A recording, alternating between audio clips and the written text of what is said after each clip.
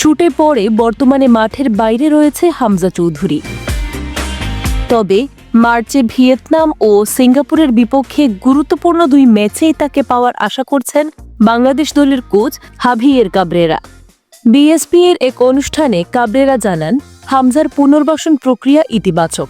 Leicester সিটির medical টিমের সঙ্গে নিয়মিত যোগাযোগ রাখা হচ্ছে।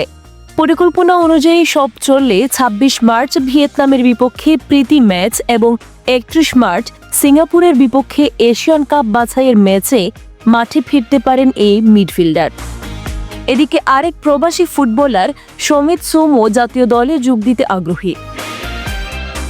মার্চের মাঝামাঝি ঢাকায় শুরু হবে প্রাথমিক ক্যাম্প, এরপর দৌড় হবে ভিয়েতনামে। ভিয়েতনাম ফিফার র্যাঙ্কিংয়ে এগিয়ে থাকায় ম্যাচটিকে বড় চ্যালেঞ্জ হিসেবে দেখছেন কাবরেরা।